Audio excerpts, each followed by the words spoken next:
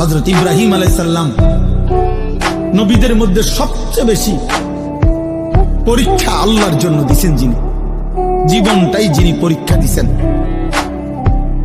নবীদের মধ্যে সবচেয়ে বেশি অঞ্চল হিজরত আল্লাহর দ্বীন প্রচারের জন্য যিনি করছেন, বেশি এলাকা চেঞ্জ করছেন।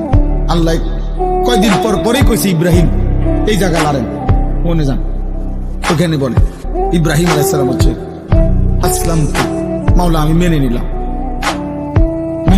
সেই ছোট্টবেলার থেকে আল্লাহ যেন বলতেছে, বন্ধু যান আগুনের কুণ্ডলিতে যান।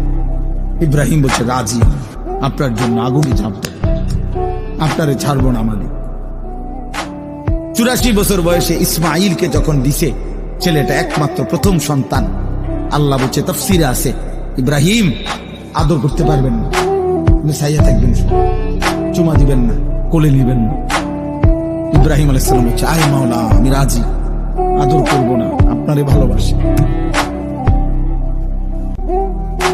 কয়দিন পরে আল্লাহ বললেন, বন্ধু এখন আর দেখবেনও না, এই বাচ্চা আপনার ইসমাইল আর তার মারে চোখের আড়াল করে দেন, দূরে দূরে দিয়ে আনতাম, মরুভূমিতে দিয়ে আসেন। ইব্রাহিম বলছে, মাওলা আপনি কি ভাবছেন আমি হেরে যাব? আমি হারতে আসি নাই মাওলা, আমি আপনাকেই ভালোবাসি, দিয়ে আসলাম, দেখবো না। কয়দিন পরে আল্লাহ বললেন, ইব্রাহিম এবার আর ছেলেটা দূরেও না, জবাই করে দেন, আমার দিয়ে দেন, আমি দিচ্ছি, আমার দিয়ে দেন, ফেরত দেন। ইব্রাহিম আলাইহিস সালাম বলছে, মাওলা আজও আমি হারবো না, আমি আপনাকে ভালোবাসি, এটা প্রমাণ করব। এই জন্য সত্যি সত্যি সন্তানের গর্দানে ছুরি রাখছে কিনা, দুষ্টামি করে, রসিকতা করে।